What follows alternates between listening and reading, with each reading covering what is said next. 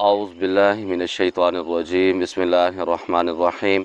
मुअज़्ज़ज़ ख़वातीन व हज़रात, अस्सलामु अलैकुम व रहमतुल्लाहि तआला व बरकातुहू। मेरी तरफ़ से तमाम उम्मत मुस्लिमों को ईद उल अज़हा की ढेरों सारी खुशियाँ नसीब हों। मुअज़्ज़ज़ ख़वातीन व हज़रात, हमेशा की तरह ईद उल अज़हा पर, ईद उल फ़ितर पर एक पैगाम होता है। इस ईद पर हमने उन लोगों के पास ज़रूर जाना है जो हमारे बहुत प्यारे थे, इस दुनिया से चले गए। उनके पास कम अज़ कम हम जाएं, वहाँ पर फ़ातिहा पढ़ें, उनके लिए दुआ ज़रूर करें। इसी तरह इस ईद पर उन लोगों के पास भी ज़रूर जाएं जो लोग आपसे रूठे हुए हैं या आप उनसे रूठे हुए हैं, क्योंकि जो आदमी सुलह करने में पहल करता है तो अल्लाह रब्बुल इज़्ज़त के हमारे नबी अलैहिस्सलातु वस्सलाम की पाक दुआएं बहुत ज़्यादा उसके साथ होती हैं। और ईदों पर एक काम आपने और करना है, जहाँ पर आप इतना ज़्यादा शॉपिंग करते हैं, अच्छे कपड़े ख़रीदते हैं, इसी के साथ किसी गरीब के भी आप शॉपिंग कर लें, उसके लिए कपड़ों का बंदोबस्त कर लें, या फिर ईद वाले दिन ऐसा लिबास पहने जिसकी वजह से दूसरे लोगों को तकलीफ़ ना हो। तो इन चीज़ों पर आपने अमल करना है ताकि आपके बच्चों की अच्छी पर्सनैलिटी देखकर दूसरे जो यतीम होते हैं, गरीब होते हैं, उनके दिल में ये मामलात पैदा ना हो। तो मैं भी इसकी कोशिश करता हूँ, इंशाअल्लाह ताला नॉर्मल और अच्छी तरीके से ईद गुजारेंगे ताकि किसी को तकलीफ़ ना हो। और अल्हम्दुलिल्लाह मैंने ये भी प्लान किया है, इस ईद पर हमेशा की तरह अपने उन दुश्मनों के पास भी जाऊंगा जिनके साथ बहुत सारे तनाज़े हैं, बहुत सारे मामलात हैं। इंशाअल्लाह अल्लाह रब्बुल इज़्ज़त की रज़ा के लिए उनसे सुलह करने की कोशिश करूंगा और उनसे गले मिलने की कोशिश करेंगे। दिल से सारे मामलात मिटा के आगे नई ज़िंदगी का आगाज़ करेंगे। और अल्हम्दुलिल्लाह काफ़ी सारे साल हो गए मैं ईद वाले दिन कोई भी नए कपड़े इस्तेमाल नहीं करता।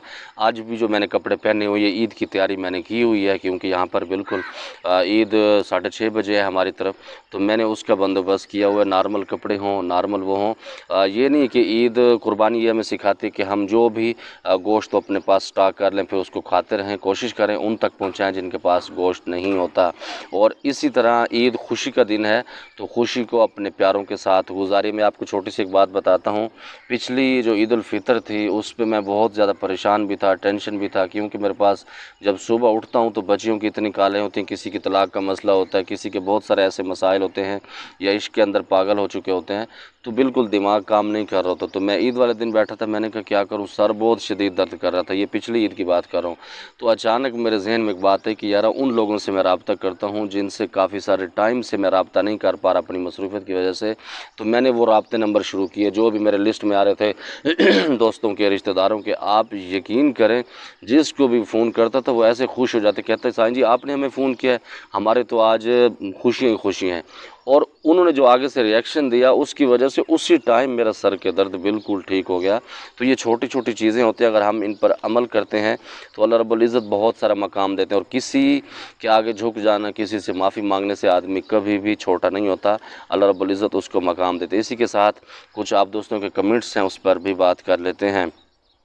सर जी मुझे कोई वजीफ़ा बता दें, मेरे काम में कामयाबी मिल जाए, मुझे मेरे काम में कामयाबी मिल जाए।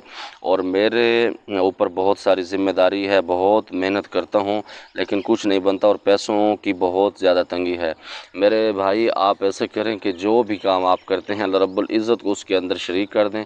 इसी के साथ 200 मरतबा अव्वल आखिर 3 मरतबा दुरूद इब्राहिमी पढ़ेंगे, सूरत इखलास 200 मरतबा, एक हर दफ़ा बिस्मिल्लाह साथ पढ़ें, तवज्जो से ध्यान के साथ पढ़ेंगे तो इंशाअल्लाह ताला बहुत ज़बरदस्त रिज़्क़ के मामलात आपके बेहतर हो जाएंगे।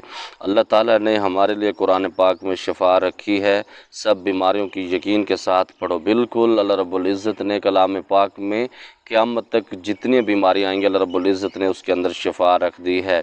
मेरा सवाल है, घर में आयतुल कुर्सी का कड़ा लगा सकते हैं? जी बिल्कुल कड़ा लगा सकते हैं, बल्कि आयतुल कुर्सी से तमाम मामलात की हिफाजत भी होती है। और ये शैतान का ख़ुद बताया गया एक अमल भी है। हज़रत अबू हुरैरा रज़ी अल्लाह ताला अन्हु जब पैरे पर खड़े थे तो उस वक़्त रात को शैतान आया अपने रूप बदल के, तो फिर उसने दूसरे दिन कार्रवाई की, तीसरे दिन की। तो जब तीसरे दिन उसने कहा कि जो बंदा आयतुल कुर्सी पढ़ के सोता है तो हम उस जगह पर शैतान कभी नहीं आता।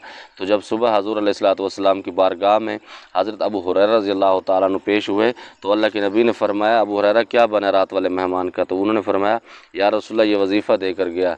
हमारे नबी अलैहिस्सलातु वस्सलाम ने फरमाया झूठा था लेकिन जो वजीफ़ा देगा वो सच्चा था।